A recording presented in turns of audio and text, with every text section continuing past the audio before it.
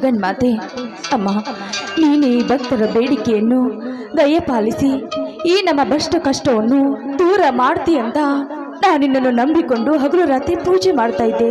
ಆದ್ರೆ ಈ ಭಕ್ತರಿಗೆ ನೀನು ಕೊಟ್ಟ ಭಿಕ್ಷೆ ಏನಮ್ಮ? ಏನು ನನ್ನ ಗಂಡನ ಪ್ರಾಣ ತೆಗೆದುಕೊಂಡು ನನ್ನ ಹಿದುವೆಯಾಗಿ ಈ ಸಮಾಜದಲ್ಲಿ ನಿಲ್ಲಿಸಿದೆ ತಾಯಿ, ಈ ಸಮಾಜದಲ್ಲಿ ನಿಲ್ಲಿಸಿದೆ. ಯಾಕಮ್ಮ, ಯಾಕೆ ರೀತಿ ಮಾಡಿದೆ ಹೇಳು ತಾಯಿ, ಹೇಳು. ನಾವು ಏನು ಅನ್ಯಾಯ ಮಾಡಿದ್ದೀವಿ ಅಂತ ನನಗೆ ಈ ಪರಿಸ್ಥಿತಿ ತಂದೆ ಹೇಳಮ್ಮ, ಹೇಳು. ನನ್ನ ಮೈದನ ಊರಿಗೆ ಹೋಗಿ ನನ್ನ ಮೈದನ ಊರಿಂದ ಬಂದು ಅದಕ್ಕೆ ನನ್ನ ಅಣ್ಣ ಎಲ್ಲಿ ಅಂತ ಕೇಳಿದ್ರೆ ಏನಂತ ಉತ್ತರ ಕೊಡ್ಲಿ ತಾಯಿ? ಏನಂತ ಉತ್ತರ ಕೊಡ್ಲಿ ಹೇಳಮ್ಮ? ಯಾಕೆ ಈ ನನ್ನ ಕೂಗು ನಿನಗೆ ಕೇಳ್ತಾ ಇಲ್ವಾ ತಾಯಿ? ಗುಡಿಯಲ್ಲಿ ಕಲ್ಲು ಮೂರ್ತಿಯಾಗಿ ಕುಂತಿದ್ದೀಯಾ? ಹೇಳಮ್ಮ, ಹೇಳು.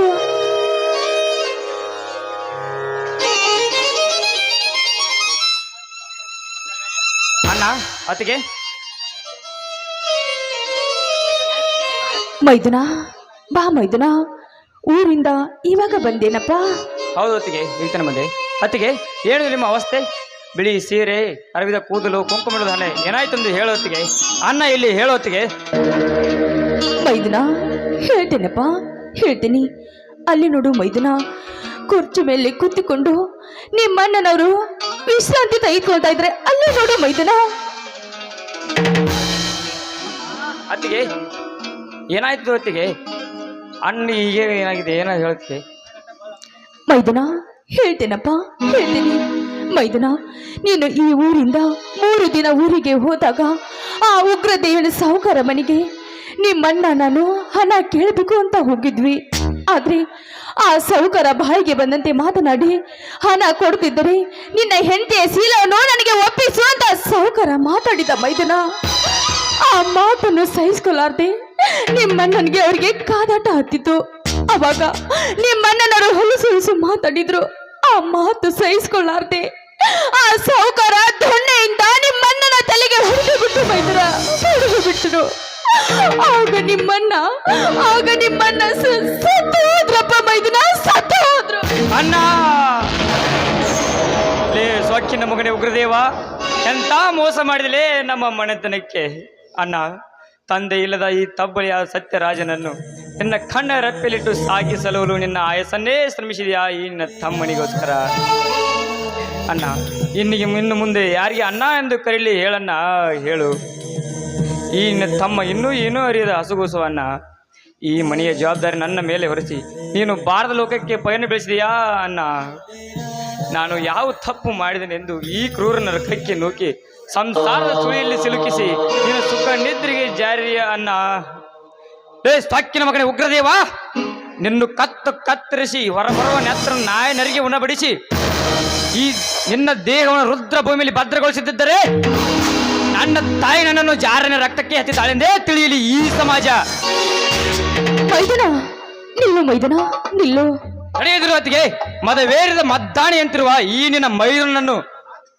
ಮೈದನ, ಹೋಗುವ ಮುನ್ಯ ಈ ನಿನ್ನ ಅತ್ತಿಗೆಯ ಮಾತನ್ನು ಕೇಳಿ ಇಲ್ಲಿಂದ ಕಾಲು ಕೀಳು ಮೈದನ. ಇಲ್ಲ ಅತ್ತಿಗೆ, ಇಲ್ಲ. ನನ್ನ ರೋಷ ಆಕ್ರೋಶ ಜ್ವಾಲಾಮುಖಿಯಂತೆ ಒಂದೇ ಸಮ ಉಕ್ಕೇರುತ್ತಿದೆ. ಆ ಬಂಡರ ರೊಂಡ ಚಂಡಾಡಲು ಈ ನನ್ನ ಹೃದಯ. ಮೈದನ, ನೋಡು, ನಿಮ್ಮಣ್ಣನವರ ಆತ್ಮಕ್ಕೆ ಶಾಂತಿ ಸಿಗ್ಬೇಕಾದ್ರೆ ಈ ನಿಮ್ಮ ಅತ್ತಿಗೆಯ ಮಾತನ್ನು ನೀನು ಪಾಲಿಸಲೇಬೇಕು ಅಪ್ಪ. ಅದ್ಯಾವ ಮಾತು ಜ್ಞಾಪಿಸೋತ್ತಿಗೆ? ಕೊಟ್ಟ ಮಾತಿಗೆ ತಪ್ಪೋಣಲ್ಲ ಈ ಸತ್ಯರಾಜ್. ಹೇಳು, ಸತ್ತ ಸಾಗಳನ್ನೇ ತಂದು ನಿನಗೆ ಅಭಿಷೇಕ ಮಾಡಿಸಲ? ಇಲ್ಲ. ನವಗ್ರಹಗಳನ್ನೇ ತಂದು ನಿನ್ನ ಕರಗಳಿಗೆ ಅಪ್ಪಿಸಲ? ಇಲ್ಲ. ಆಕಾಶದ ನಕ್ಷತ್ರಗಳನ್ನ ತಂದು ನಿನಗೆ ಪುಷ್ಪಗಳಿಗೆ ಸಮರ್ಪಿಸಲ? ಹೇಳೋತ್ತಿಗೆ ಹೇಳು. ಹೇಳ್ತೀನಿ ಮೈದನ, ಹೇಳ್ತೀನಿ. ಆ ದುಷ್ಟರ ರಕ್ತವನ್ನು ನನ್ನ ತಲೆಗೆ ಸವರಿಕೊಂಡು ಆ ದುಷ್ಟರ ಮೂಳೆಗಳನ್ನು ಬಾಚಣಿಕೆ ಮಾಡಿ ನಾನು ಬಾಚಿಕೊಂಡು ನನ್ನ ಮುಡಿ ಕಟ್ಟಬೇಕು ಮೈದನ. ಇದು ಆವಾಗಲೇ ನಿಮ್ಮಣ್ಣನ ಆತ್ಮಕ್ಕೆ ಶಾಂತಿ. ಇದೇ ಬಾಯಿ, ಇದೇ ಪ್ರತಿಜ್ಞೆ. ಆಯ್ತು ಹೊತ್ತಿಗೆ, ನೀ ಹೇಳಿದಂತೆ ಮಾಡುವೆ. ಲೇ ಉಗ್ರದೇವ, ನಿನ್ನು ಕತ್ತರಿಸಿ ಹೊರಬರುವ ನೆತ್ರದಿಂದ ನನ್ನ ಅತ್ತಿಗೆ ಮುಡಿಗೆ ಅಭಿಷೇಕ ಮಾಡಿ ಅವಳ ಮುಡಿ ಕಟ್ಟುವೆ. ಈ ಮಾತು ನಮ್ಮ ಗ್ರಾಮ ದೇವರಾದ ಶ್ರೀ ಕಮಲಾದೇವಿ ಪಾದದಾನಿಗೂ ಸತ್ಯ. ಈ ವಾಕ್ಯ ಸುಳ್ಳಾದರೆ ನನ್ನನ್ನು ಷಂಡ್ರೆಂದು ಕೇಕೆ ಹಾಕಿ ನಗಲಿ ಈ ಸಮಾಜ. ಮೈದನ, ನಿಲ್ಲು ಮೈದನ, ನಿಲ್ಲು. ಒಂದು ಹೆಜ್ಜೆ ಮುಂದಿಟ್ಟಿದ್ದೆ ಆದ್ರೆ ಈ ನಿನ್ನ ಅತ್ತಿಗೆ ಮೇಲೆ ಆನೆ ಆಗಿದೆ. ಅತ್ತಿಗೆ ಆಣೆ ಹಾಕಿ ಅಂತ ತಪ್ಪು ಮಾಡಿಬಿಟ್ಟೆತ್ತಿಗೆ ಯುದ್ಧಕ್ಕೆ ಹೊರಟಿರುವ ಸೈನಿಕನ ಕಾಲಿಗೆ ಬೇಳಿ ತೊಳಕು ಆದಂತೆ ಆ ಬಂಡ ರೊಂಡ ಚಂಡಾಡಬೇಕವ ಈ ಗಂಡುಗಲಿ ಪುಂಡನಿಗೆ ಮಮತೆಯ ಸಂಕುಲಿ ಆಣೆ ಹಾಕಿ ದೊಡ್ಡ ಅಪರಾಧ ಮಾಡಿಬಿಟ್ಟೆತ್ತಿಗೆ ದೊಡ್ಡ ಅಪರಾಧ ಮಾಡಿಬಿಟ್ಟೆ.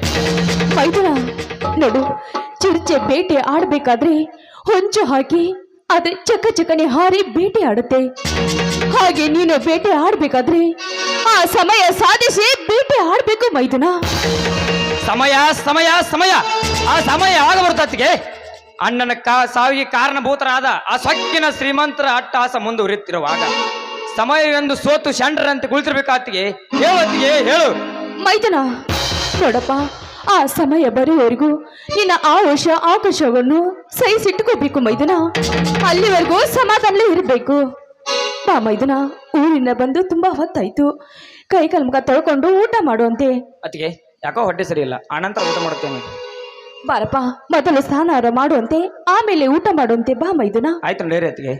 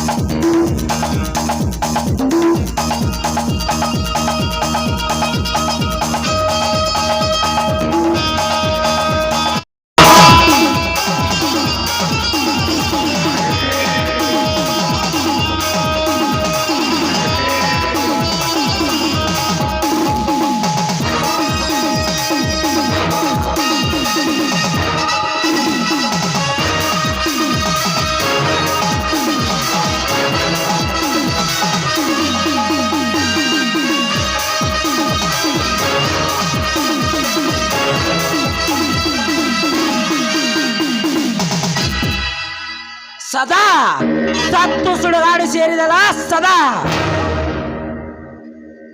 ನೀನು ಅಂದುಳ ಚಲೇನು ಶ್ರೀದೇನು ಭೇಟಿಯಾಡಲು ಬಂದಿದ್ದಾನೆ ಈ ಉಗ್ರದೇವ. ನಾ ಬಯಸಿದ ಬಾಲೆ ಬರ್ತಾ ಇದೆ, ಬರ್ಲೇ ಬರ್ಲೇ.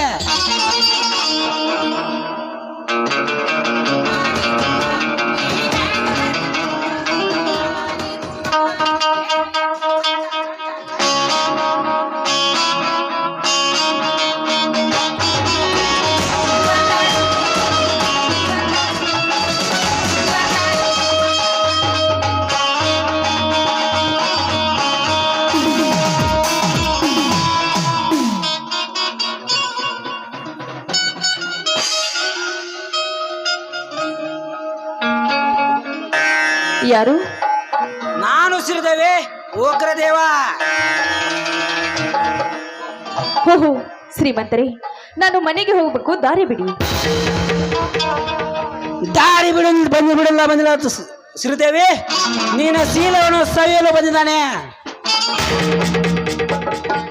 ಶ್ರೀಮಂತರೇ, ಏನು ಮಾತನಾಡ್ತಾ ಇದ್ದೀರಾ ನೀವು? ಮಾತನಾಡುತ್ತಿಲ್ಲ, ನಿಜನೇ ಹೇಳ್ತಾ ಇದ್ರೇನು. ನೀನು ದಾರಿಯನ್ನು ಕಾಯ್ತಾ ಇರುವೆ 7 ವರ್ಷದಿಂದ. ಏ ಶ್ರೀಮಂತ, ಒಂದು ಹೆಜ್ಜೆ ಮುಂದಿಟ್ಟು ನೀ ನನ್ನ ಮುಟ್ಟಲು ಬಂದಿದ್ದೆ ಆದ್ರೆ ನಿನ್ನ ಶರೀರ ನನ್ನ ಕೈಯಲ್ಲಿ.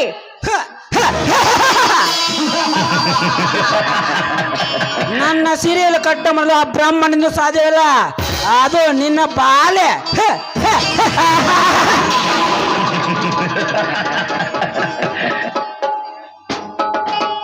ಕೈ ಬಿಟ್ಟು ಮಾತನಾಡೋ ಕತ್ತೆ. ಇನ್ನೊಂದು ಸಾರಿ ನನ್ನ ಮೈ ಮೇಲೆ ಮುಟ್ಟಲು ಬಂದಿದ್ದೆ ಆದ್ರೆ ನನ್ನ ಮೆಟ್ಟಿನಿಂದ ಕಟ್ಟು ಕಟ್ಟು ಪಾಠ ಕಲಿಸಬೇಕಾಗುತ್ತದೆ. ಬಲು ಎಚ್ಚರ.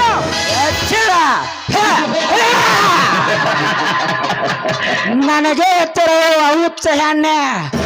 ಹಾಗಾದ್ರೆ ನಿನಗೆ ತಡ ಮಾಡಲ್ಲ, ಆದಷ್ಟು ಬೇಗ ನಿನ್ನ ಶೀಲವನ್ನು ಕೆಡಿಸುತ್ತೇನೆ. ಬಾರೇ ಬಾ.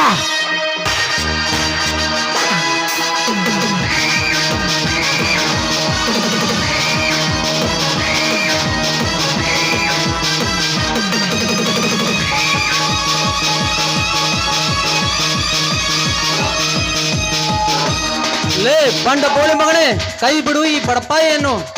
ಲೇ ನಾಯಿ ನನ್ನ ಮಗನೇ, ಯಾರು ನೀನು ಈ ಸಾವುಕಾರಿಗೆ ಎಚ್ಚರ ಮಾತನಾಡ್ತೀಯ?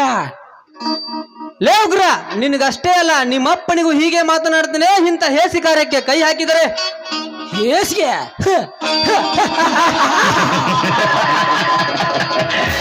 ಇಂಥ ಕಾರ್ಯಗಳೆಲ್ಲ ನನ್ನ ಕೈಯಲ್ಲಿ ಬೀಳ್ ಸಮಾಗಿದ್ದಾವೆ. ನೀ ಯಾವ ಲೆಕ್ಕಲೇ ಹರಿಚಂದ್ರ? ಲೇ ಉಗ್ರ, ಈ ಹರಿಶ್ಚಂದ್ರ ತಲೆ ಅಂದರೆ ಹೂತಿನ ತಲೆ ಅಂತ ಆ ಬೋಸುಡಿಕೆ. ಈ ಹರಿಶ್ಚಂದ್ರ ಅಂದರೆ ಇಡೀ ಸುತ್ತ ಹಳ್ಳಿಗೆ ಗೊತ್ತು. ಬೋಸುಡಿಕೆ, ನಿನ್ನನ್ನು ಬಿಡಲಾರೆ.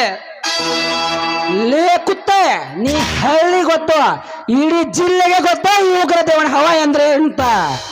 ನೀನ್ ಇನ್ನೊಬ್ಬ ಬಚ್ಚ, ನಾನು ಡಾನ್ ವಿಲೇಜ್. ನೀನು ಡಾನ್ ಆಗಿರ್ಬೋದು, ಆದ್ರೆ ಹರಿಶ್ಚಂದ್ರ ಇಂಟರ್ನ್ಯಾಷನಲ್ ಡಾನ್. ತಿಳಿಯುತ್ತಲೇ ಬಾಲಕ ನನ್ನ ಮಗನೇ. ನೀನು ದೊಡ್ಡ ಡಾಲ್ ಎಲ್ಲ ತೊಂದಿದ್ದು ಈ ಸಾವುಕಾರದಿಂದಾನೆ, ಅದನ್ನ ಮರಿಬೇಡ ಮರಿ. ಲೇ ಉಗ್ರ, ಸುಮ್ಮನೆ ಇಲ್ಲಿಂದ ಹೋದರೆ ಸರಿ, ಇಲ್ಲವಾದರೆ ನಿನ್ನ ಕತ್ತು ಕತ್ತರಿಸುವೆ. ಸುಮ್ಮನೆ ಹೋಗಲು ಬಂದಿಲ್ಲ ಹರಿಶ್ಚಂದ್ರ, ಸೀಲೆ ಗಡಿಸಲು ಬಂದಿದ್ದಾನೆ ಈ ಹರೆ ತುಂಬಿದ ಹರೆ ನಾಯಿ. ಲೇ ಹಲ್ಕ ನನ್ನ ಮಗನೇ, ಮರ್ಯಾದೆಯಿಂದ ಬಾಯಿ ಮಾತಿಗೆ ಹೋದರೆ ಸರಿ, ಇಲ್ಲವಾದರೆ ಆರಿ ಹೋಗುವುದು ನಿನ್ನ ಪ್ರಾಣ. ಪ್ರಾಣ ಹೋಗುತ್ತೆ ಅಂತ ಹೋಗಲ್ಲ, ಬರೀ ನಿನಗೆ ಸಮಯ ಸಾಧಿಸಿ ಒಂದು ಗತಿ ಕಾಣಿಸ್ತಾನೆ, ಅಲ್ಲಿವರೆಗೂ ಬರ್ತೇನೆ. ಹೋಗಲೇ ಹೋಗು, ಬೋಸಡಿ ಮಗನ ಹೋಗ. ಹೋಗ್ತೇನೆ ರಂಡಿ.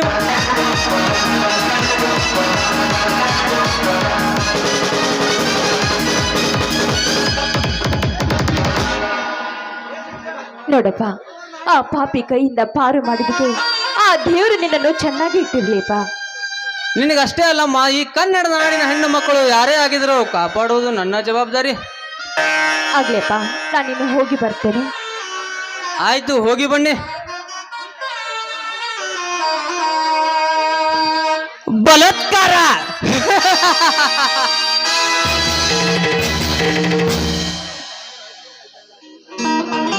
ಈ ಭೂಮಿ ಮೇಲೆ ಬಲಾತ್ಕಾರ ಅಂದು ಗಾಂಧೀಜಿ ಕಂಡ ಕನಸು ನಡು ರಾತ್ರಿಯಲ್ಲಿ ಎಂದು ನಮ್ಮ ಹೆಣ್ಣು ಮಕ್ಕಳು ಸುರಕ್ಷಿತವಾಗಿ ಮನೆಗೆ ಸೇರುತ್ತಾರೋ ಅಂದೇ ಈ ದೇಶಕ್ಕೆ ಸ್ವಾತಂತ್ರ್ಯ ಸಿಕ್ಕಂಗಾಗುತ್ತದೆ. ಅದೇ ಈ ದೇಶದ ಮಂತ್ರ, ಇದೇ ನನ್ನ ಕುತಂತ್ರ.